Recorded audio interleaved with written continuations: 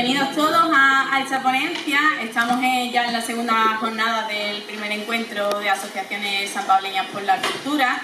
Empezamos ayer con una exposición de Macarena Romero, que está ubicada en el Zoom del Colegio Cristo Rey, que os animo a todos a que vayáis a visitarla. Y hoy ya llevamos en la agenda un taller impartido por Julia Andrade para nuestros pequeños jóvenes de creación de microrelatos, que la verdad que ha sido un éxito, y como ahí venimos ahora mismo de la exposición de cuadros de Ramos Zambrana, que ha sido un momento muy, muy emotivo. Aquí podemos disfrutar también de los forillos de carnaval pintados por él.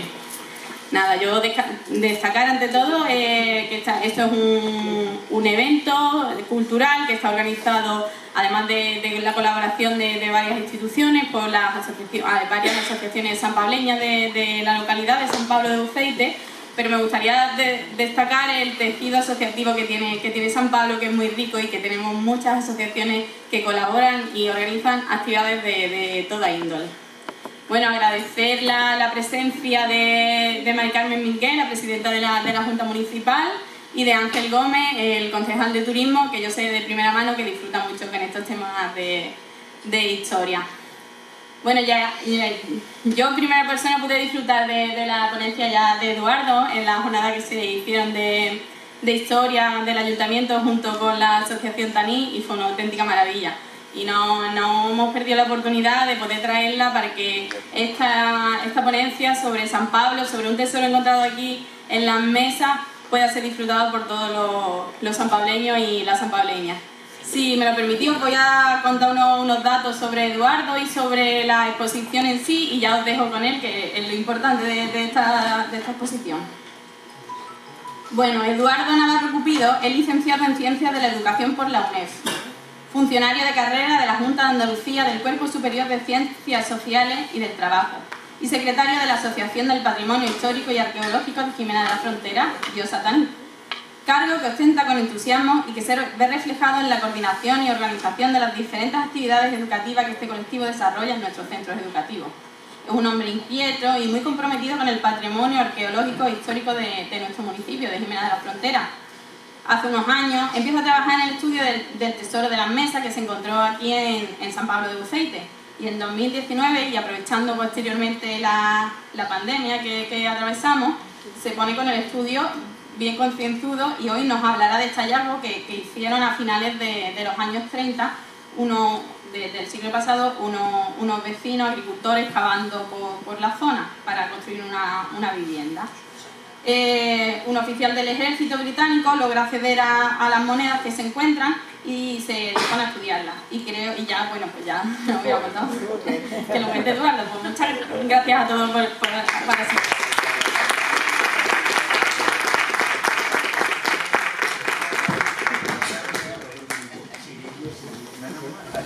Gracias, Marina, por la presentación. Gracias a la Junta del Distrito, Ángel, a las asociaciones por haberme invitado a este acto, que han organizado esta maravillosa semana de actos y de actividades.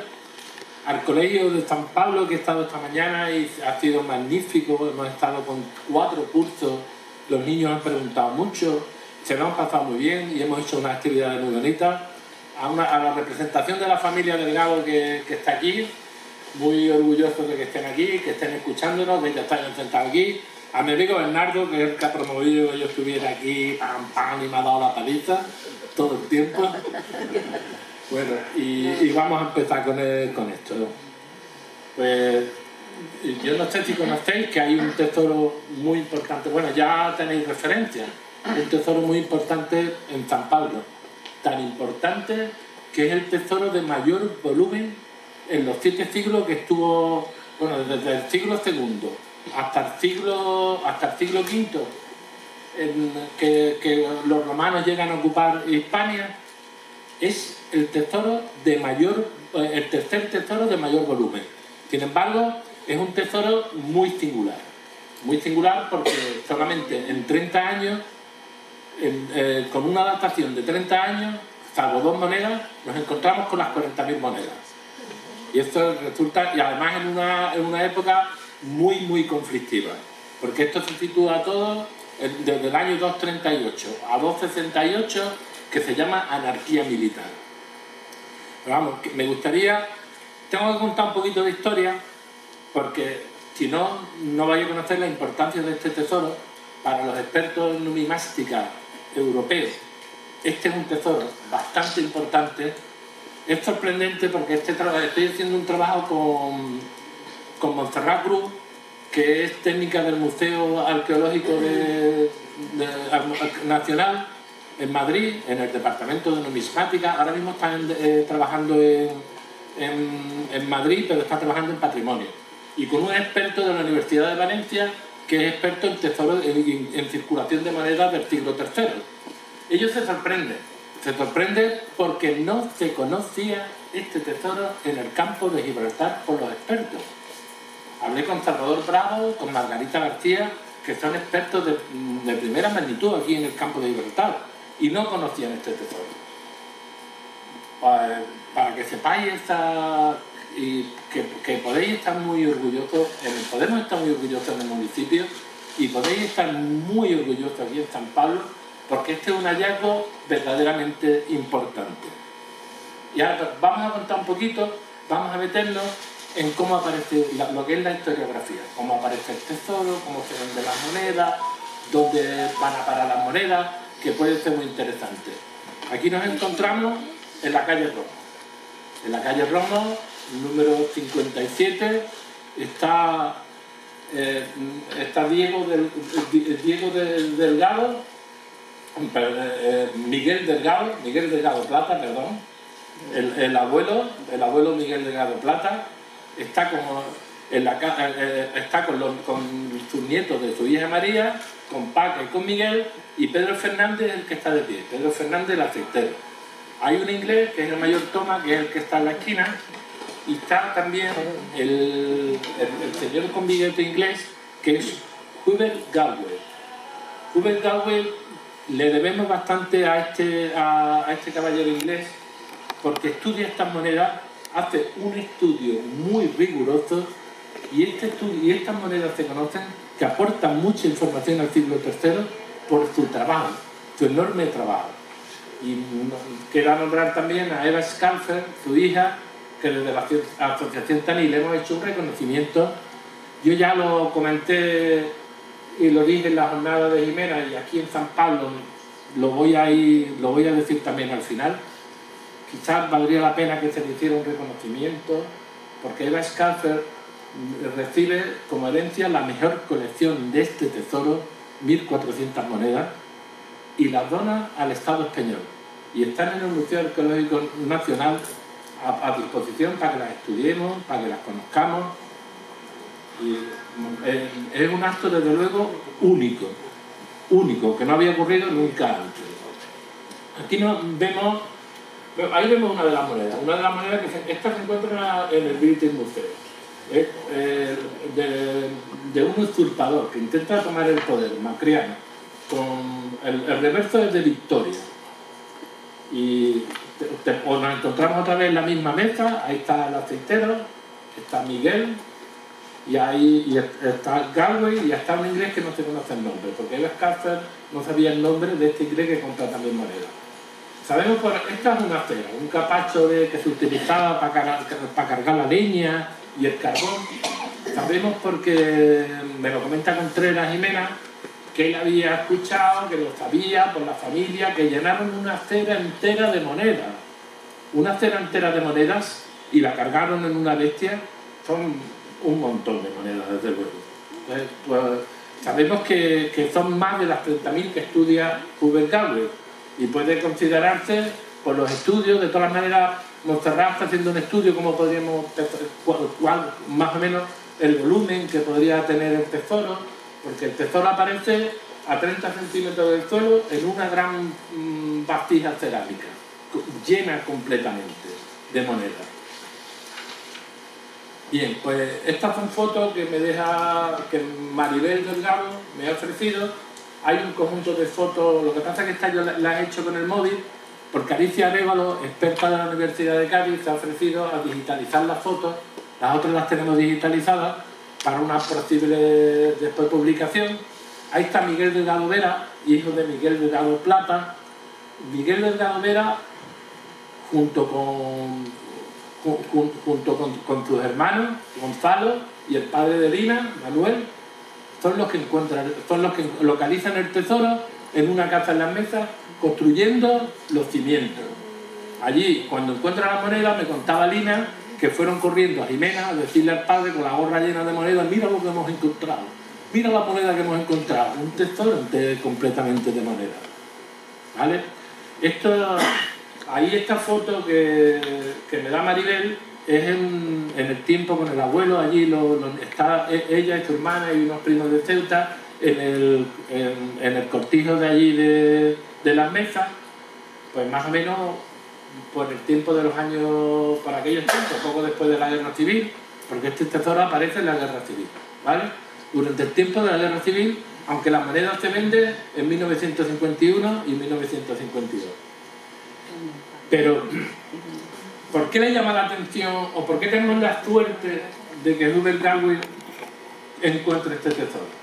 Porque él está destinado a Gibraltar, es un militar que todo este tesoro es una historia de película, es un poco fascinante, porque es un militar que estuvo en la Segunda Guerra Mundial, lo llegaron a apresar los alemanes, estuvo 4 años preso de los nazis, cuando vuelve otra vez a la Segunda Guerra Mundial. Cuando termina la Segunda Guerra Mundial en 1948 es destinado a Gibraltar, y en Gibraltar él le gusta salir a las tiendas de antigüedades, y cuando va a las tiendas de antigüedades pregunta: ¿no tenéis monedas antiguas? Y encuentra la moneda que vimos antes, encuentra una serie de monedas que vimos antes, como esta que aparece allí, de Macriano y de Quieto, que son muy raras en Europa. Además, muchas monedas. Y además a flor de cuño. A flor de cuño significa, la moneda antes la ceca o la fábrica donde hacían las monedas utilizaban, derretían el metal, hacían unos cósperes, unos modelos circulares, los metían, los acuñadores después con dos modelos para cerrar la moneda, lo golpeaban y así hacían hasta llegaban, podían hacer hasta 20.000 monedas. Pero las primeras monedas son las que están a flor de cuño, que son las más bonitas, las más perfectas. Además, no habían tenido circulación. Esto es bastante inusual. Esto llama la atención. Esto llama bastante la atención a los expertos. Llama la atención a Rubén Galwin hasta que él busca, localiza y saben que están vendiendo un tesoro. Y sabe y llega y encuentra que el tesoro lo están vendiendo en Jimena de la Frontera y sabe que lo han encontrado muy cerca. Lo que pasa es que él dice que lo habían encontrado en las estribaciones de la Sierra de Ronda. Entonces el tesoro se llegó a conocer como el tesoro de la Serranía de Ronda.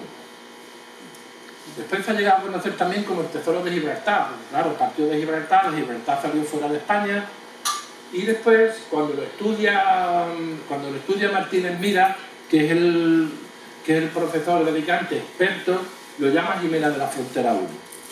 Pero vamos, después de trabajar con este tesoro, con su contexto arqueológico, ver dónde aparece y estudiar el tesoro, hemos llegado a un acuerdo y el tesoro lo hemos nombrado el tesoro antoniano de San Pablo, el tesoro antoniano de Las Mesas de San Pablo de Uceite.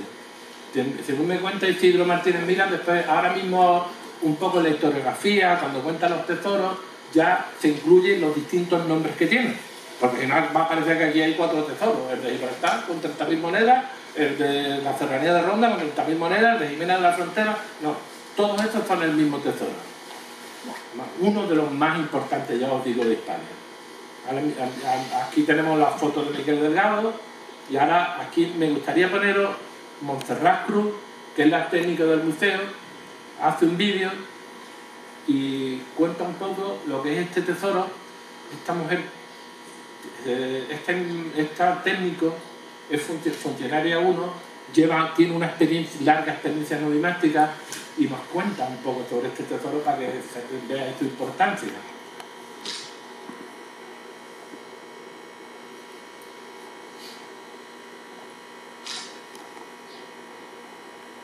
Hola a todos, soy Montserrat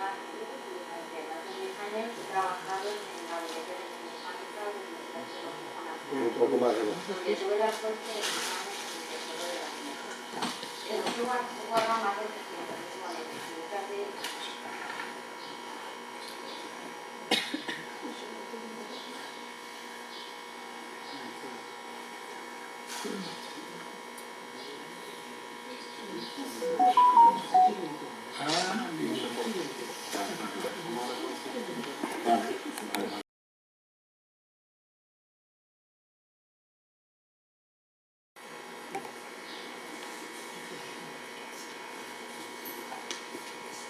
para todos, hoy Montserrat durante más de 10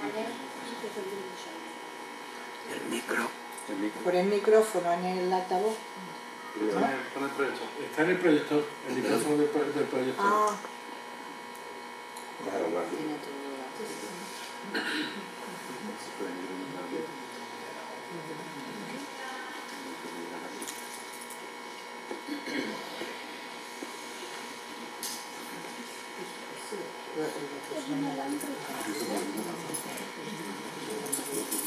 Ah, duro.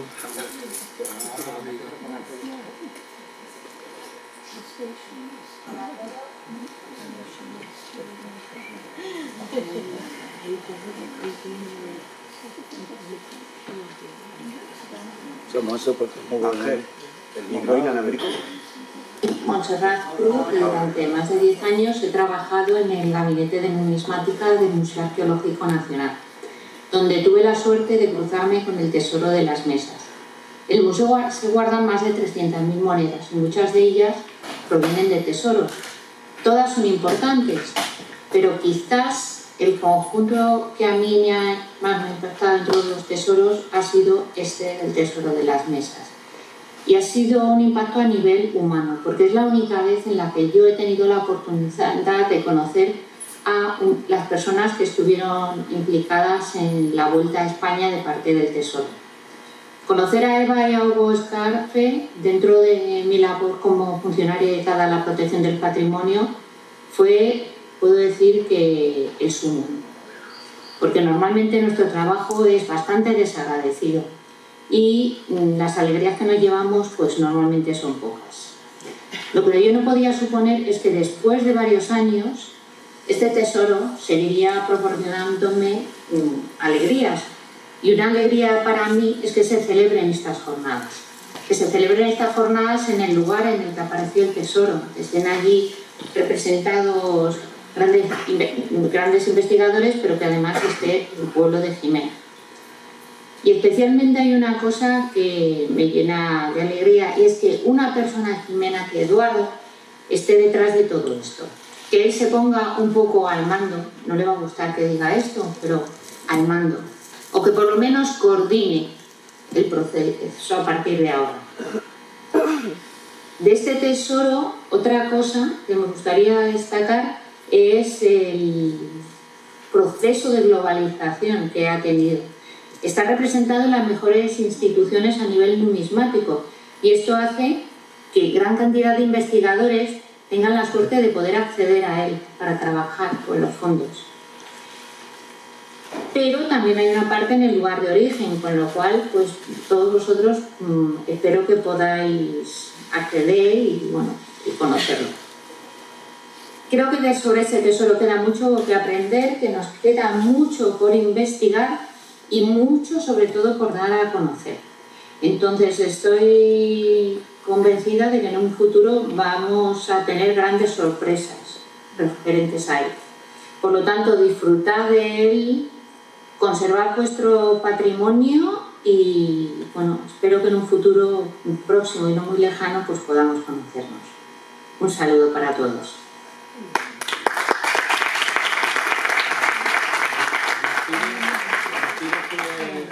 Montserrat quiso venir a San Pablo, a Jimena, que era una jornada con otros investigadores, digamos, de prestigio, que llevan muchos años. No podía venir, pero le interesaba venir a San Pablo, porque el tesoro aparece en San Pablo. Y quería venir para transmitir este mensaje sobre el patrimonio y sobre el tesoro, pero las circunstancias, si hubiera sido la semana que viene, a lo mejor hubiera podido venir, hasta habló con la organización a través de Bernardo, porque iba a venir esta semana. Y ella quería venir aquí a San Pablo. Pero no, ya vendrá algún día. Hubiera sido más atractivo porque el tema histórico, yo me lo he currado mucho, pero ella el tema historiográfico lo tiene muy currado. Y hubiera sido una compartida, hubiera sido muy bonita. ¿Vale? Pues seguimos.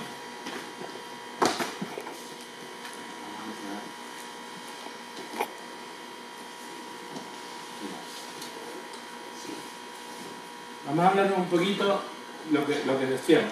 Vamos a hablar un poquito voy a intentar que sea más breve el tema de la historia porque es importante este proceso histórico porque que se vea la importancia. ¿Por qué? Porque este siglo III es una época muy oscura, que hay muy pocas fuentes. Al hacer una época tan oscura que hay muy pocas fuentes, la mayoría no se escriben hasta un siglo más tarde y además por la historia augusta, que esa es, no lo cuente, que ya lo cuento yo, tiene un poquito de surreteo porque la historia augusta no tiene mucho prestigio. Y después para autores cristianos estamos hablando de un tiempo del paganismo, de un tiempo de emperadores que persiguen a los cristianos, como Decio, como Valeriano. Hay una revisión, digamos, de la historia, la historia no está contada en ese momento, carecemos de historiadores, y esto hace que la arqueología, la epigrafía y las monedas se conviertan en un elemento muy importante para conocer la historia. Porque decía Adela Cepas, que hace un extraordinario trabajo del siglo III, que muchas veces en la historia se comete el error de que la arqueología, la epigrafía y la numismática está al servicio de las fuentes primarias, que son los textos. En este caso no, en este caso tenemos que acudir a las fuentes secundarias, que son los indicios arqueológicos. Bueno, después hay una serie de causas, pero no vamos a hablar de ellas, sino es una época muy complicada, pero sí me gustaría destacar que se produce una división del imperio, una secesión del imperio, no entender como no eran grupos independentistas, sino una secesión del imperio. Estaba el imperio galo, hay un general que se divide y convierte el imperio galo, que es el que nos interesa, y el imperio central romano, que es Póstumo. Póstumo mata a Ferrolino, el hijo del emperador Galieno, y se queda con toda la parte de la Galia, con Britania y con buena parte de Hispania. Hoy sabemos que muy probablemente, entre ellos por este tesoro, que la Bética, lo que sería prácticamente lo que es Andalucía, no pertenecía al imperio galo, sino que pertenecía al imperio central. ¿Vale? Pero esto lo vamos a ver aquí.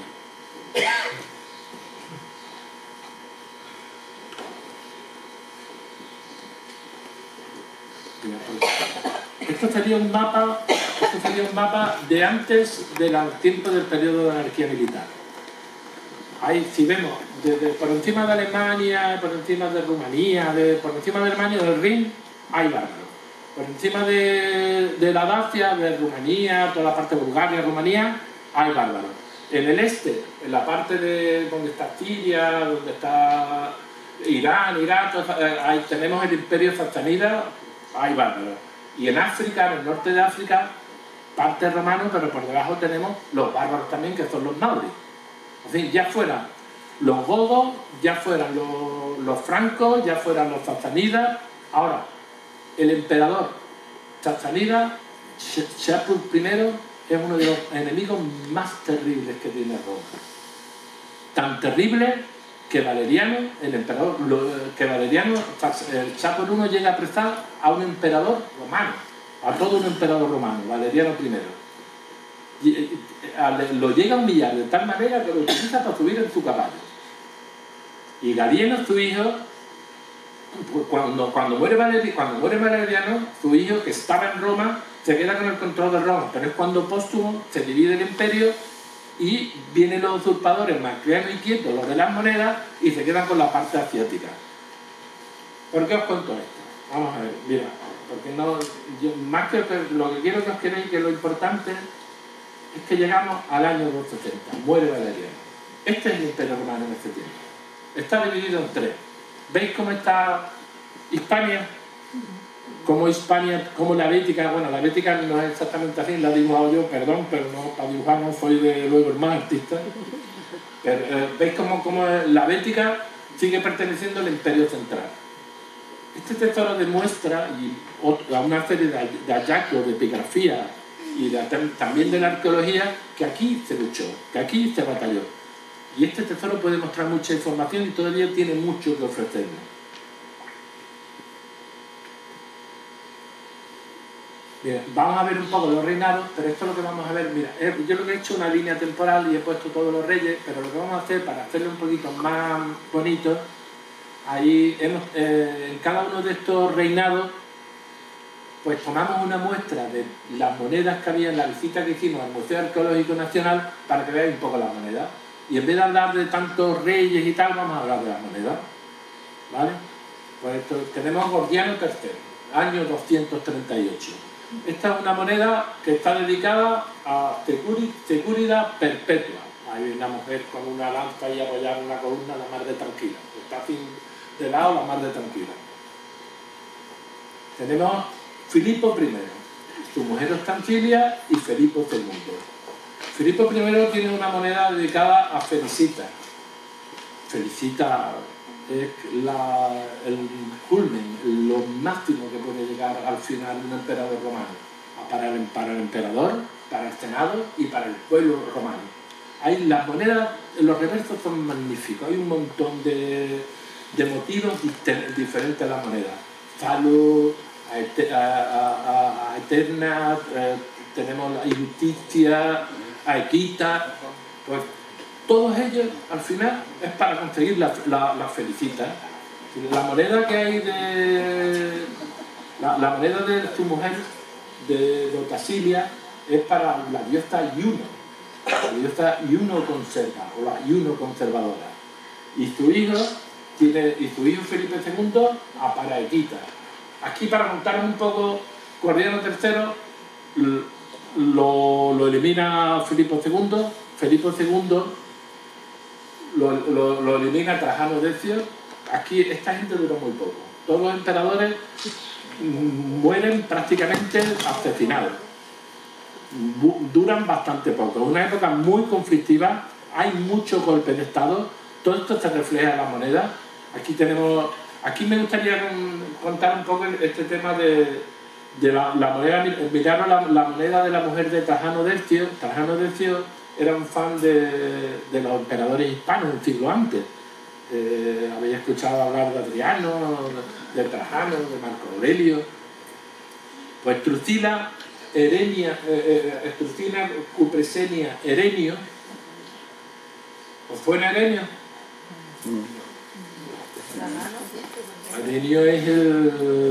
Herenio era un magistrado de Oba en el siglo II después de Cristo. Tenemos una epigrafía que nos marca del año 151, en el tiempo de Antonino Pío.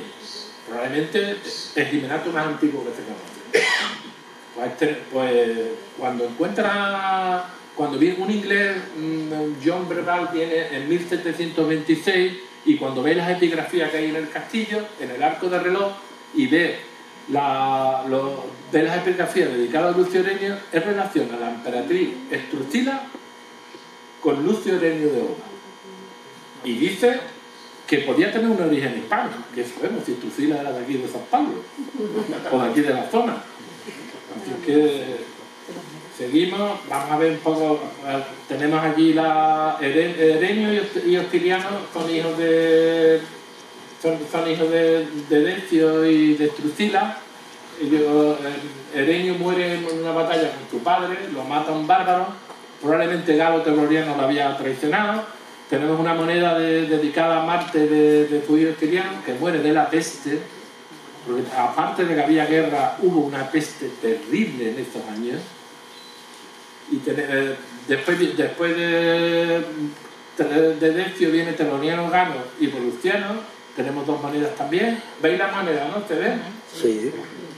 Pues Bernardo, cuando fuimos al Museo Arqueológico Nacional, decía, esto con que en 1400, con que hagamos una foto, las que he puesto aquí, hay 23 monedas, todas son diferentes.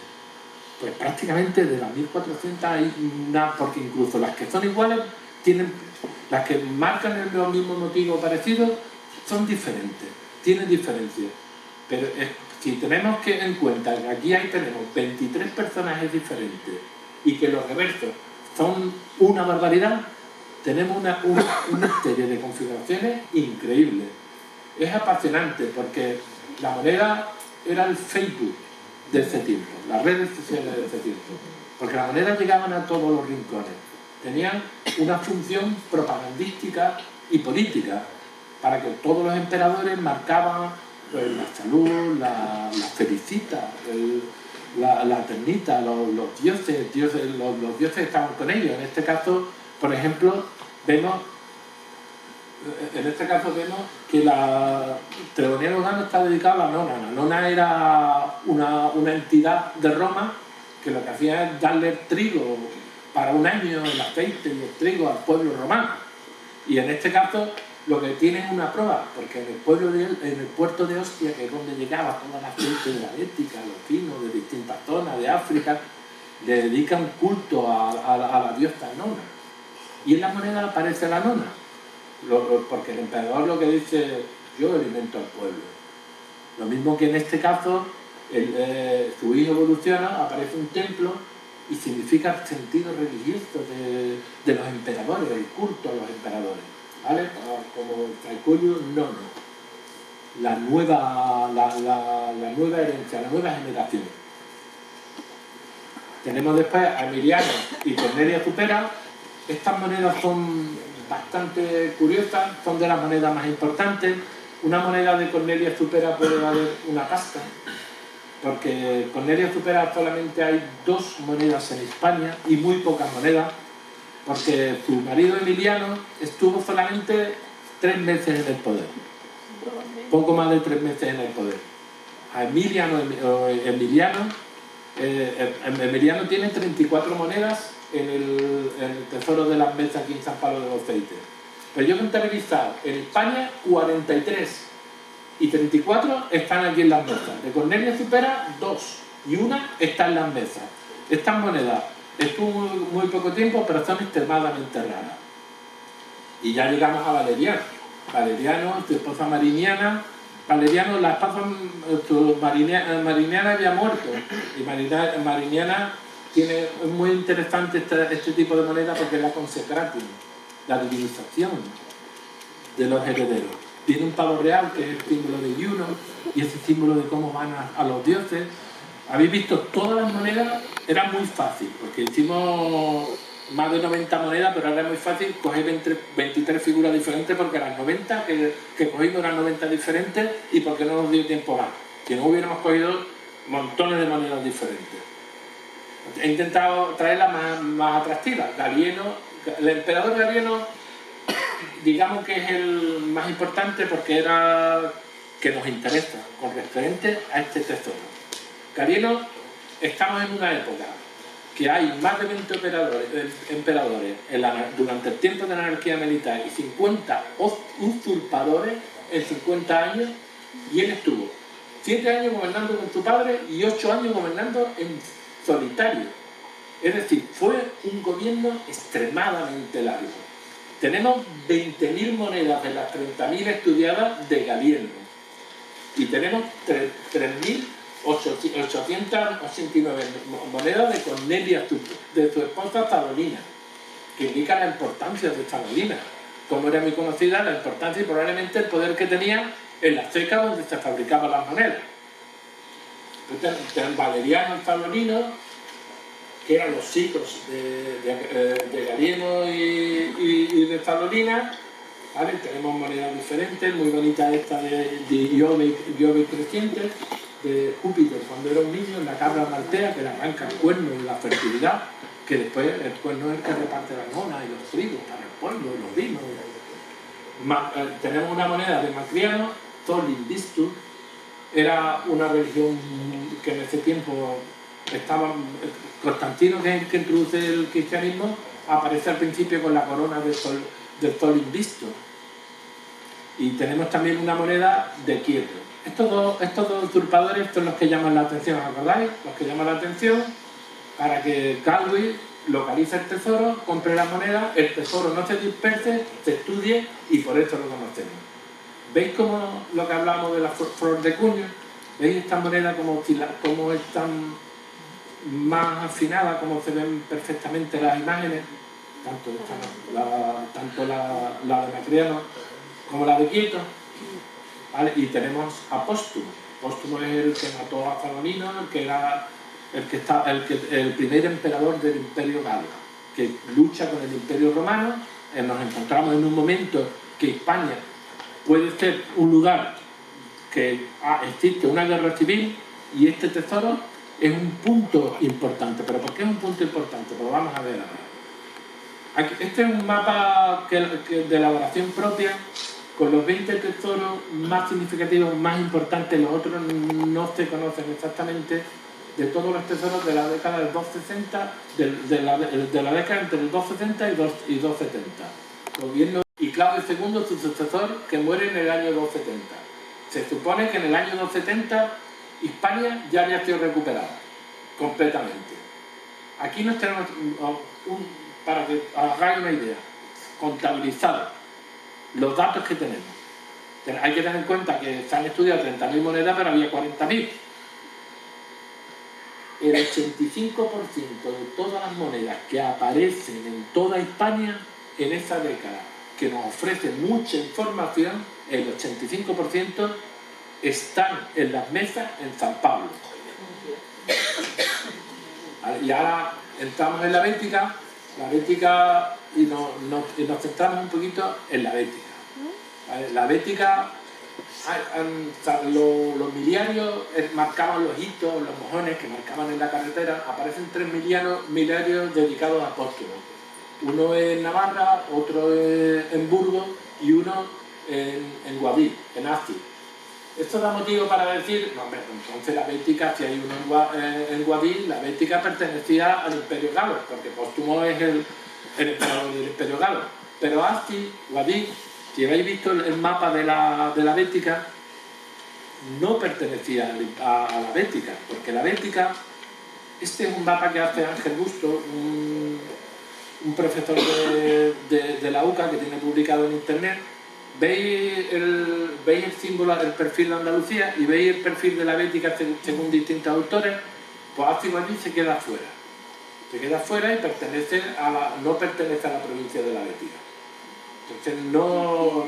Y también tenemos los datos de que hay inscripciones de Galieno en la Bética, pero no hay inscripciones de Póstumo en la Bética. Para Padilla Monge, que es un autor que estudia muy bien el siglo III, la ausencia de inscripciones de Póstumo en la Bética es un dato en sí, además un dato importante, porque además, que habéis visto, en el tesoro de las mesas hay 20.000 monedas de Galieno y 74 de Póstumo, otro dato importante, para pensar que la Bética pertenecía a Galieno y el tesoro este fue un intento de tomar toda Hispania al Imperio Galo. Bien, pues vamos a hablar del contexto arqueológico. Esto sí que nos interesa. Tenemos las mesas y en un círculo en rojo, esto lo he hecho yo, no es exactamente, habría que currárselo un poquito más, pero es para que nos hagan una idea. Se ha trabajado bastante. Estamos en una publicación, pero esto para que nos hagan una idea. Esto sería, el círculo rojo sería el término de Oba. Las mesas, toda esta parte de San Pablo estaría en el término de Oba. Tenemos hacia el norte a Filipo y Arunda en Ronda, tenemos a Saepo en Corte, tenemos al oeste la Escuta, que es Alcalá, tenemos hacia el este tenemos a las Tipos, Manilva, Sabinilla, Salduba, que es en Estepona, que son ciudades romanas, y al sur tenemos sobre todo Valvérsola y Cartella, que también está Ilia Traducta y estaba Elo Claudia. Estamos situados en una zona que es un nudo de comunicaciones, desde el interior hacia el estrecho y desde el estrecho hacia el interior. Un nudo de comunicaciones que nos ha determinado siempre, a lo largo de toda la historia. Vamos a hablar un poquito de Oba antes de introduciros directamente en este contexto propio de aquí, de cerca de San Pablo, de todos los yacimientos que encontramos aquí.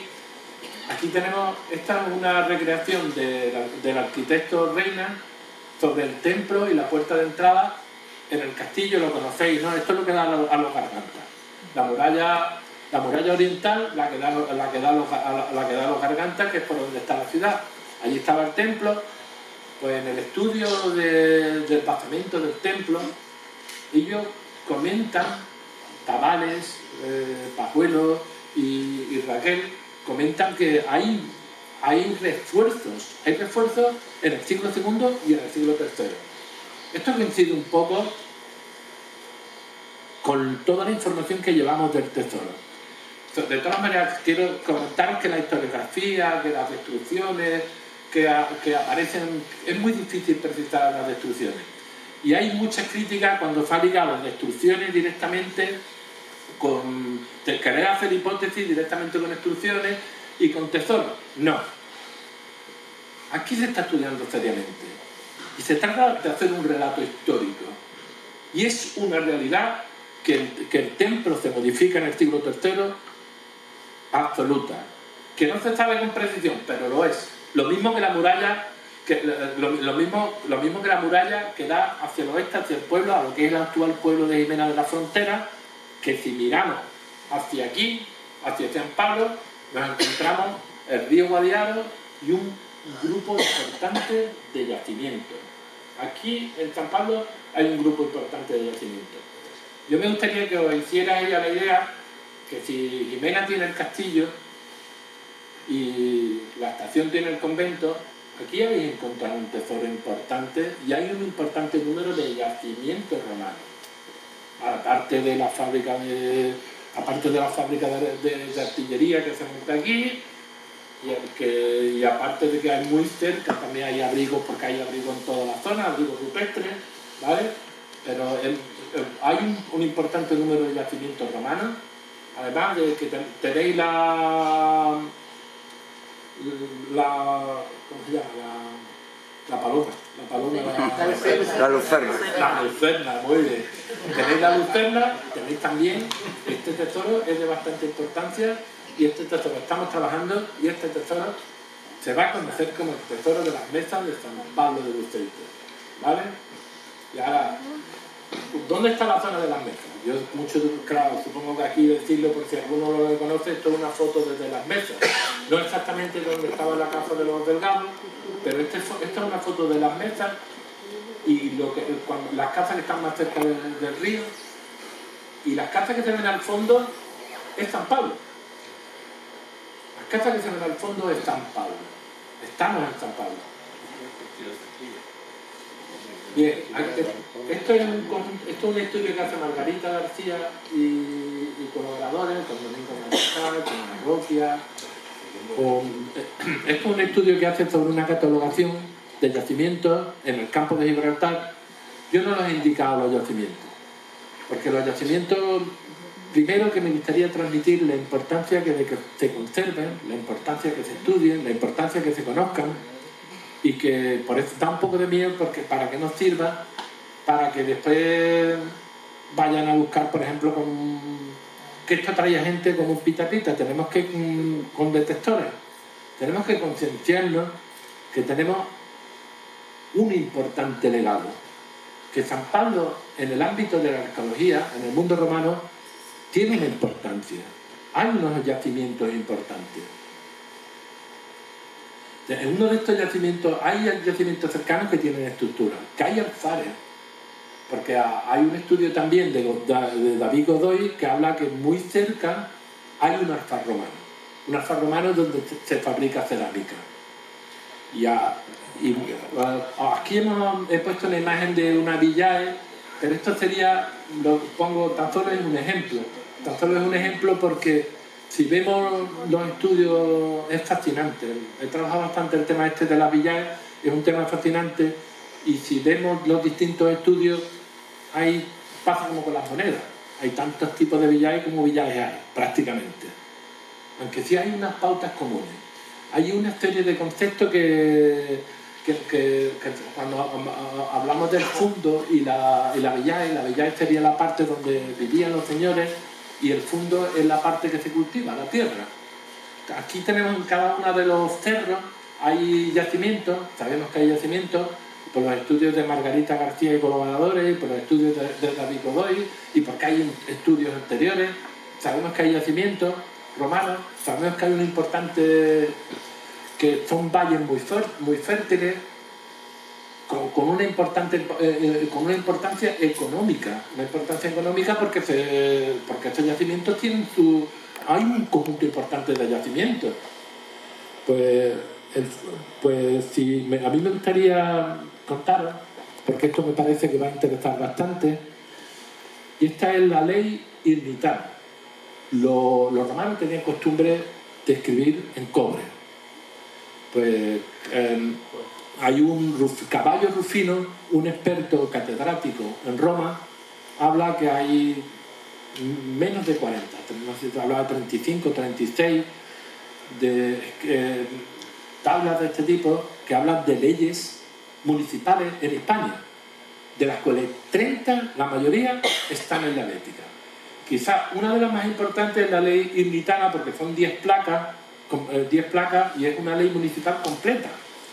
Es una ley municipal completa. Pues lo que serían los bicis, los pagos, cómo estaría organizado, habría que estudiar estos yacimientos, habría que conocerlo para saberlo, pero hay algo común. En las 30 leyes hay unas pautas comunes. ¿Sabíais que, por ejemplo, en esas pautas comunes los bicis y los pagos tenían cierta independencia administrativa de los municipios? Cuando hablamos ahora de la Junta Electoral de Vecinos, cuando hablamos de la ELA, esto no es algo nuevo. Probablemente la cantidad de yacimientos que había aquí y las referencias que tenemos de las leyes municipales que había en la Bética tuviera su independencia administrativa y una especie de magistrado de pago, que era la zona esta que había tantos yacimientos conjuntos. Así que no es algo nuevo.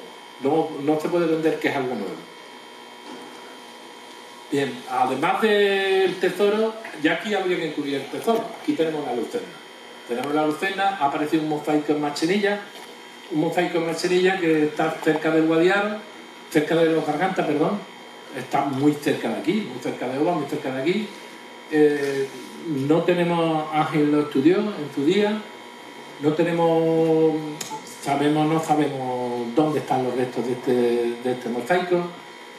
Y tenemos la Lucena de San Pablo, que la estudió Carlos en su día, Carlos de Avellaneda, y tenemos un importante horno en Guadiaro, que cuando Raquel lo estudia en un principio, creían que era como el que puede haber aquí muy cerca de las mesas, a unos cientos de metros de las mesas tenemos un alfar donde se hacía cerámica, y tenemos otro en la estación La Mesilla de los Ángeles, pero este es una fábrica prácticamente. En un principio pensaron que eran un horno para una villa, pero no, después se dieron cuenta que esto no era, porque son 5 hornos, es una producción industrial cerca del Guadiaro, además cerca de la Junta de los Ríos. Sabemos también, que me lo dijo Pajuelo, que me dio permiso que lo podía decir, que muy cerca de donde está este horno hay un puerto que hasta ahí era navegable en tiempo de los romanos, porque hay unos restos, unas estructuras, ya en su día supongo. Eso ya lo tendrá que contar él, hablarlo con el ayuntamiento y contarlo él, pero que podía esto adelantarlo. Entonces, con tu permiso, lo adelantamos, ¿vale? Y ahora, entramos, es muy importante dentro de este contexto arqueológico, habéis asumido que San Pablo tiene una importancia en yacimientos romanos, con estructuras que no se han estudiado, que esto puede servir un aliciente para que se conozca a San Pablo, además de este tesoro, de este conjunto numismático y de la Lucerna. Tenemos también hay un montón de redes romanas, vías romanas que cruzaban la zona. La vía romana, Siculus Flaco, un experto romano del siglo I después de Cristo, un agrimensor, establece 4 tipos de vías romanas. Las vías publicales, militares, Astus y Privatae. Las vías públicas eran las que pagaba el emperador y eran las más potentes. Por eso cuando hablamos de vías romanas siempre hay que diferenciar. Hombre, no sé, conocéis las fotos de la Vía Appia y en Roma, no, todos no son vías Appia, ¿vale? Pero vías romanas hay bastante. De hecho, muchas de las carreteras de hoy en día se basan en esto. Después están las vías militares, los militares las construían por esa misión de que Roma fue expandiéndose, fue expandiendo cada vez más grande, con su afán imperialista de conquista. Y después tenemos los Astus. Los Astus son vías regionales, que sí que participaban los municipios en el pago de estas vías. Y tenemos las vías privadas, que pagaban los dueños por ejemplo, aquí, Oneros en San Pablo, tenemos probablemente un pago, que no era un pago, pero sí tenemos una muestra de leyes de la Bética que sabemos que estos contextos de aldea con esos yacimientos agropecuarios que tenían, que posiblemente había un señor, un magistrado que era el dueño del terreno, y ahí estas vías privadas se trabajaban porque le interesaba para el comercio. Y tenemos el Astus o vías regionales, tenemos un camino que nos lleva desde Ronda hasta Cartella y Valbérsula, que es de mucha importancia, sobre todo en la República, pero también es mucha importancia en esta. Cada vez que más me estudio, más entro en este tema, es bastante importante. Es bastante importante estas vías de comunicación, y ya veremos por qué. ¿Vale? Aquí en este caso, ya sé, no vamos a encontrar vías públicas y vías militares, que serían las más extensas, pero sí Astus o vías regionales y vías privadas o vías más locales. Este es un mapa de Gonzalo Arias, que hace un trabajo que después no es preciso, como me decía allí, cuando fue la primera que me lo mostró, no es exactamente preciso, porque después he estudiado bastantes autores, entre ellos Carioto, que llega hasta Málaga, pero sí entra hasta aquí en la zona. Hay un trabajo muy interesante de Ramírez y otro autor que hablan también de las vías de las construcciones, los ingenieros civiles, cómo se construyó en el siglo XIX las vías del tren, que es muy interesante. También nos habla, Salvador Bravo también te escribe sobre la vía romana de aquí de la zona. Está también Elena Viadas, que hace una interesante tesis doctoral y tiene un libro sobre los caminos y las comunicaciones de Cartella, que presentan un trabajo muy interesante, y Margarita García y colaboradores que hablan de las pautas de poblamiento del campo de Gibraltar en la antigüedad. Y estas pautas de poblamiento nos dicen que siguieron las vías pecuarias para encontrar los yacimientos. Y si cogemos el mapa de las vías pecuarias, nos damos cuenta que muchos de estos yacimientos que hay restos están junto a las vías pecuarias. Por ejemplo, tenemos la número 7 en la vereda de Gamero. La vereda de Gamero pasa a Jimena, por donde está la Cruz Blanca, pasa el cementerio, llega hasta antes de llegar a Guadiaro. Hay un nudo de comunicaciones cerca del tesoro, y nada más que pasa el Guadiaro, ahí tenemos las mesas. ¿Lo veis? El puntito de las mesas. Por ahí alrededor de las mesas, cerca de toda esta zona, tenemos un montón de yacimientos romanos. El Esparragal, la Dichola 1, la Dichola 2, el Dorado, la fábrica de las bombas, el cortillo de Pampagón, además de las mesas. Tenemos un montón de yacimientos y un nudo de comunicación. Tenemos desde allí, en verde, en el 1, antes de llegar a San Pablo, es donde estaba la barca de San Pablo. Esto no es casual. Todos estos caminos antiguos están basados en la antigüedad, y además los romanos se basaron en caminos naturales ya más antiguos todavía. Y lo que pasa es que los romanos, en su afán, los perfeccionaron y los trabajaron, digamos, más seriamente, pero estos caminos existían ya. Tenemos, de ese nudo de comunicaciones, tenemos la Cañada Real de Gaucín, que la Cañada Real de Gaucín sería la vía del estrecho para Arias, para Gonzalo Arias, para la vía del estrecho, que aunque Ramón Corzo habla que cuando Neo Pompeyo es derrotado por Julio César y pasa por la zona, llegó hasta el Guadarranque, y del Guadarranque se fue para Castellón. Posiblemente pudo ir para el Guadarranque y seguir por la vereda de Gamero y enlazar aquí a la vía del Estrecho, que es la Cañada Real de Laucín, o posiblemente pudo ir a Castellar. Pero también Gonzalo Arias habla que no, que vino, lo más normal es que viniera de Ronda. También hay un relato muy interesante porque son cosas que Viriato, lo conocéis, ¿no? Roma no paga a los traidores. El lusitano, el portugués, aquí persiguió a unos destacamentos romanos hasta Cartella, estuvo por aquí y estuvo detrás de ellos. Hay unos textos muy bonitos sobre ese tema. Ahora, tenemos todo esto, ¿veis todas las líneas de las vías pecuarias y los antiguos caminos? Pues los yacimientos romanos están alrededor de todo eso. Tenemos allí, cerca del nudo de comunicaciones, el que está con el número 4 en rosa, la Cañada Real de los Ángeles. La Cañada Real de los Ángeles, esto gustó bastante a Jimena porque es curioso, en realidad es bastante curioso, pasa por la Mesilla de los Ángeles, que hay otro alfar, pasa por el mosaico de Manzanilla y pasa por el convento de la Reina de los Ángeles. Sabéis que la Reina de los Ángeles hay una antigua leyenda que viene de Antioquía, que viene de Astia, una antigua leyenda del siglo XV, de Antioquía. Pues las monedas de Mecrino y Quieto vienen de Asia, de dos tecas. Una de ellas de Antioquía. Además hay monedas de otros emperadores que vienen también de Antioquía. Galino también tiene monedas en las mesas de Antioquía.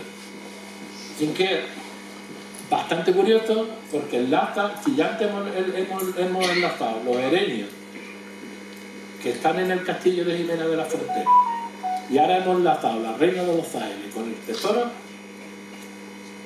llevamos años juntos. Lo mismo que a la independencia administrativa se produce hace siglos, es verdad que también llevamos mucho tiempo caminando juntos. ¿Cómo podemos relacionar el tesoro con nuestros erenios, y cómo podemos relacionarlo con el convento de la Reina de los Ángeles? No deja de ser curioso.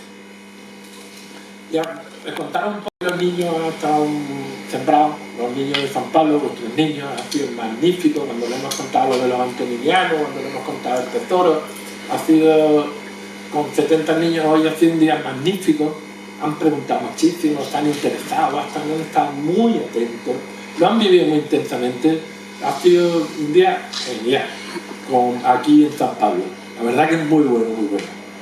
Pues estos romanos, como dice Obeli, están locos. Los romanos están locos. El antoniniano es un nombre inventado. El antoniniano, ellos no le llamaban, dame dos antoninianos que vienen a comprar pan. El antoniniano lo inventaron después. Porque el antoniniano nace con el emperador Lucio Septimio Severo, que él mismo, con su familia, se adopta por Marco Antonio Antonino, precisamente un hispano, 30 años después de que hubiera muerto Marco Antonio. El mismo se hereda, aunque en realidad todo el mundo le llamaba Caracayo. Pues el nombre que le pusieron, en vez de antoniniano, hubiera sido caracayano, esta moneda, ¿no? Pues para ya inventarlo, que le hubieran puesto otra cosa, pero en realidad es un doble denario. Las monedas más importantes romanas son el auro, el dinario, el sestercio y el as. Hay bastante más monedas.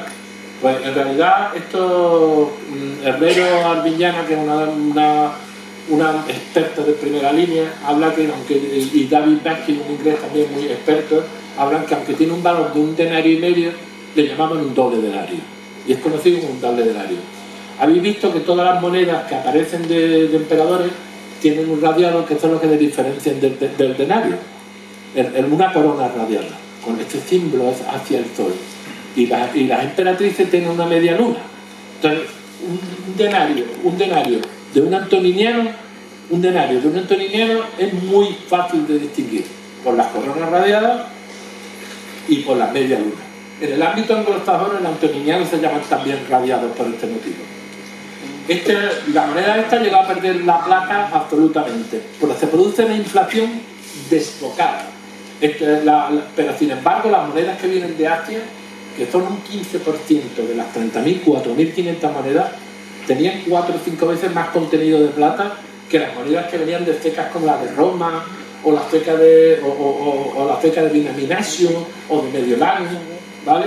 Porque si ahora vamos a ver esto, por ejemplo, estos son los reinados. Si vemos los reinados, vemos que antes decimos que 20.000 monedas eran de Galeno, pero claro, veis que hay unos trozos que son muy chiquititos de estos 23 emperadores, pero claro, a tener en cuenta que, por ejemplo, a Emilian sería una tajita de queso muy chiquitito, que tiene 43 monedas. Pero es que 34, es que de las 34 monedas, en Hispania hay solamente 43 de Emilian. Toda la estadística de esta década en España, en numismática, está sujeta a este tesoro de las mesas. Y aquí tenemos un mapa de dónde vienen las cecas en 30 años. ¿Se dais cuenta de dónde vienen las cecas? Miles de kilómetros. Se desplaza, esta gente sabía moverse y sabía moverse bastante. Tenemos una ceca en Alemania, en Trevery, tenemos otra en Livorno, tenemos en Milán, en Roma, en Croacia, en Eslovenia y 2 en Siria, Antioquía y probablemente Mesa, aunque no se sabe con seguridad la otra. Miles de kilómetros, desplazaron 40.000 monedas en un tiempo que hubo hasta 20 emperadores y 50 usurpadores, que se produjo la guerra civil, que estamos invadidos por distintas zonas del imperio, que en ese momento se defendían, pues supieron mover 40.000 monedas hasta aquí, ¿eh? Esto es un gráfico por las cecas, los gráficos han trabajado también por décadas, por reinado, pero es simplemente para que veáis. La ceca de Roma es la más importante, pero estamos otra vez lo mismo. Si son importantes en toda Europa, ya no solamente en España. Aquí hay el 80, el 90% de todas las monedas de ceca orientales de ese tiempo, en toda la parte de Europa occidental, están en las mesas. Aparecen aquí en las mesas, para que veáis su importancia, su singularidad. Y ahora vamos a ver dónde están ahora las monedas. Bueno, las monedas están, como decía Montserrat, técnica del Museo Arqueológico Nacional, que están en los mejores gabinetes numismáticos del mundo. Estamos hablando en Inglaterra, en Francia, en Estados Unidos, en Alemania, en Australia, en Nueva Zelanda, en colecciones privadas de todas las partes. Y tenemos 1.500 monedas en el British Museum. El British Museum ponía que probablemente este tesoro, por esta rareza de este tesoro, que hay un experto que se llama Cayu, de los años 60, un numismático de prestigio, que decía que esto era un tesoro ibérico por accidente, o hispano por accidente. No, 40.000 monedas no vienen aquí por accidente. Las monedas vinieron aquí porque se usaron para intentar conquistar Hispania, que estaba en poder de Póstumo. No vinieron por accidente, no mueves tú 130, 140 kilos de moneda. Estos tenían un motivo de estar aquí. Además, en una zona que era muy rica en yacimientos agropecuarios y que tenía muy buenas comunicaciones, como hemos visto. Era una zona bastante importante. Pues tenemos 1.500 monedas que donó también. Las que no pudo adquirir Galway, estas están perdidas, no sabemos dónde está, pero Hubert Galway las dona a los distintos museos. Pues ahí dona al British Museum hasta 1.500 monedas, pero el British Museum dice probablemente estas monedas sean de Turquía, no sean, porque no es normal que sean de Hispania. A través de Jim hemos contactado con el curator del museo del British Museum, se le ha mandado un informe, se le mandan todos los textos que dicen, no, oye usted, mira, este tesoro está en San Pablo de Luceite, en la población de San Pablo de Luceite, en el municipio de Jimena de la Frontera, en la provincia de Cádiz. Rotundamente claro, porque lo dice este autor, este y este. ¿Vale? Y esto se ha ido aclarando para que se sepa, que se lee. De todas maneras, en la base de Oxford, aunque aún se conoce como el tesoro de Jimena de la Frontera 1, trabajaremos en ello. Sin embargo, ya sí que pone que aparece en los aledaños cercanos a San Pablo de Luceite, en una zona llamada Las Mesas. Ya esto se va cambiando, ¿vale? Son 1.500 monedas las que tenemos allí. Está pendiente de allí estudiarlas poco a poco, porque esto se hace por amor al arte, así que hay que llevar su tiempo.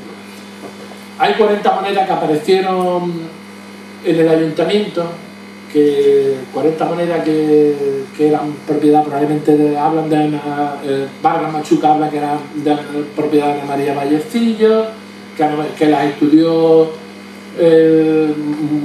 Antonio Muñoz Luengo, que era un funcionario del ayuntamiento, que las monedas no se sabe dónde están.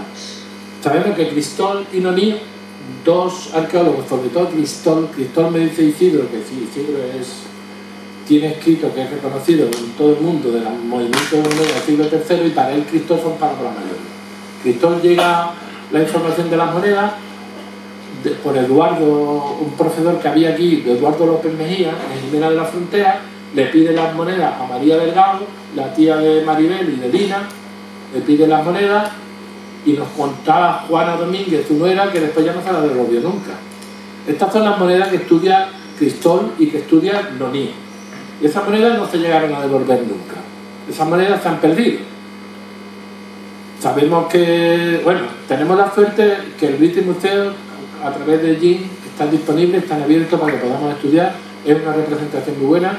Y tenemos la suerte que el Museo Arqueológico Nacional está en la mejor colección.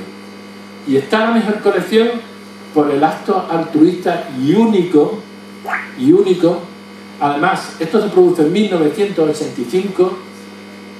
Esta moneda aquí de San Pablo es lo primero que vuelve en la democracia que se había perdido durante el franquismo, es lo primero que vuelve a España, y es un acto altruista porque creemos, tanto Montserrat, hablando con Montserrat, creemos los dos, estamos seguros, pensamos, coincidimos en eso, que Hubert Gawain dona la colección esa de monedas a su hija Eva Escárcel y a su yerno Bruno Escárcel porque tenía intención de donarlas a España, que la mejor colección de monedas volvieran a España, al Museo Nacional.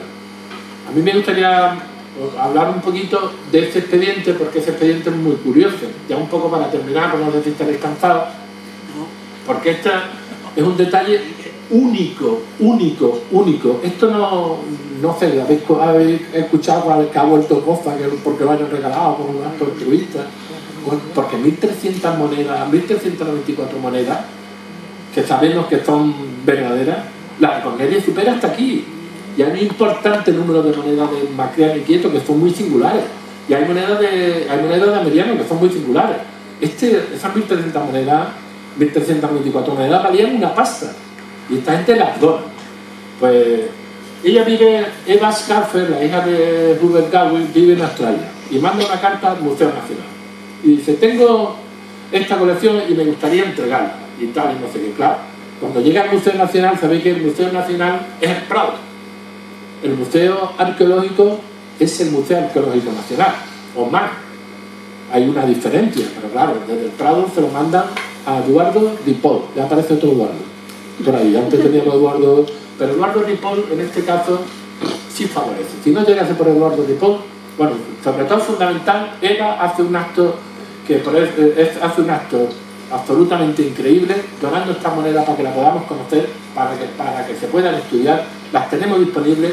Es una colección magnífica de este tesoro porque es muy representativa, y desde Tamil hemos hecho un reconocimiento. Yo lo dejo caer. ¿Vale? Pues cuando llega, esto llega hasta lo recibe el director del museo, Eduardo Ripoll, y Eduardo Ripoll, él dice: mira, pues perfectamente, manda a la Dirección de Bellas Artes una carta, mira, hay una colección de museos, se equivoca, y dice de Jimena de Jaén, del año 1930, en realidad aparece durante el tiempo de la Guerra Civil, y en Jimena de la Frontera, concretamente en San Pablo, no en Jimena de Jaén. Pero el hombre dice: no, esto tenemos que conseguir que venga y tal, y le escribe una carta allí a Australia. Aceptamos la veces, porque en Australia Eva Escárcel le dice: yo voy a volver a Irlanda en junio y quiero dejar la donación de mi padre allí, en España. Esta la acepta perfectamente, o algo sale mal. Algo sale mal. Y no llega a las monedas. Bueno, a tal punto que Eduardo Ripoll envía un oficio a la dirección para que se acepten las monedas. Todo estaba muy bien, acepta la moneda de las cárceles, pero surgen complicaciones. Estaba todo hecho, pues surgen complicaciones.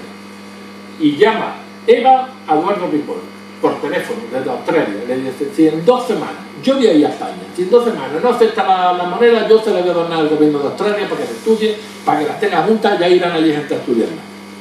Y el 30 de mayo de 1985 envía un oficio a Paloma Acuña, que era su directora general de museo, se ve que era amiga de Eduardo Ripoll.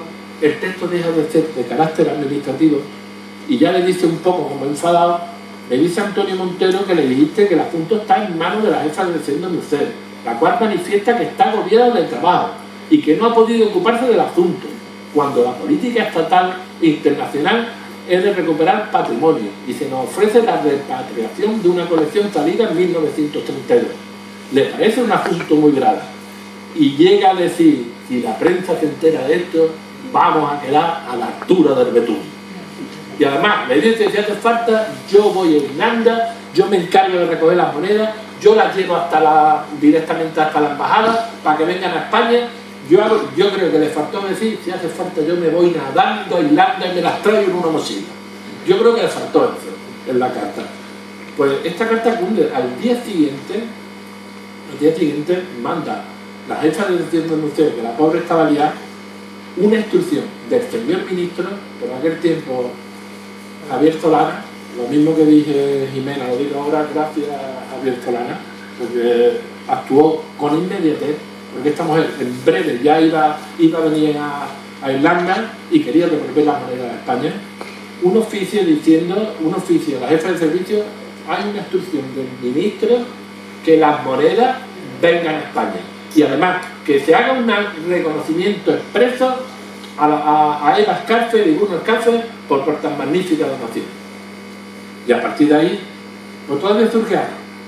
Porque hay una carta del embajador que agradece, el embajador de España en Irlanda, que agradece expresamente a la familia Scalfer, y hay una carta también que explica cómo van a llegar las monedas. Y explica que viene una caja de madera, que tal, que no sabe cómo van, que a ver cómo las manda y tal. Pues todavía surge algún problema. Porque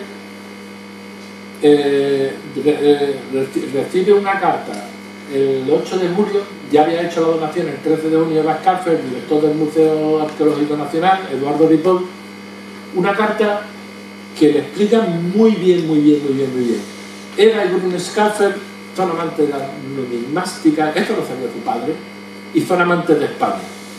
Y explica muy bien en qué está cómo está compuesto el tesoro, la importancia de las monedas de Macleano y Quieto, la importancia de la moneda de Carmel de Zupera. Explica que el padre no adquiere todas las monedas, que las que adquiere, pero sin embargo, que él sabe la mejor colección que se va a entregar a España. Explica que esta caja de madera que decía el embajador es un gabinete numismático, que es donde venían las monedas, que se le escapan las monedas del gabinete numismático y tiene que pegarlas con fiestos. Pero es curioso porque ella dice, he entregado 1.394 monedas y vinieron 1.300 euros. Pues el embajador estaba en la firma del Tratado de la Comunidad Económica Europea. Yo no sé si Eduardo Ripoll llamaría, se informaría, los movilizaría, porque a fecha del 30 de agosto, desde la embajada de Irlanda reconocen el error y mandan 91 monedas más. Con todo eso me salen 1.393 y una se perdió en el camino, pero vamos, ya se perdió una más. ¿Vale? Bueno, simplemente contaros que esta visita, la visita que hicimos en marzo que vino Bernardo que hace las fotos, que ya en 2017 estuvo Eva Scalfer estuvo allí a ver las monedas, que hicimos, ahí está Paloma y Javier, allí está, que no se ve porque Emilio se ve al fondo allí de esta foto, de la foto que estamos en la mesa. Montserrat ya no estaba trabajando en el museo y vino a vernos, sabía que habían venido gente de Jimena a conocer y a estudiar las monedas y vino a vernos y vino a hablarnos. Montserrat, ahí ya establecimos la relación para hacer la publicación. Montserrat muy implicada, la verdad que quería haber venido hoy. Y me gustaría decir que las monedas de San Pablo están muy bien protegidas, están muy bien cuidadas en el Museo Arqueológico Nacional. Es una pasada cómo te tratan, las posibilidades que tienes para estudiarla, para pesarla, para medirla. Y simplemente un poco para terminar, comentaros que desde Taní se ha hecho un reconocimiento expreso en nuestra web permanente a la familia Scalfer, Bruno y Eva Scalfer, lo podéis ver en nuestro blog, al Ayuntamiento de Jimena, a la Junta del Distrito de San Pablo. De alguna manera yo he hecho lo dije en la jornada de Jimena y lo vuelvo a repetir ahora. Sería muy interesante hacer este reconocimiento porque tenemos la posibilidad de conocer este tesoro, de seguir estudiándolo, tiene mucha información que ofrecer y ya os informaremos de la publicación porque se va a hacer una publicación. Espero que no haya sido muy pesado, muchas gracias por escucharme y espero que os haya interesado.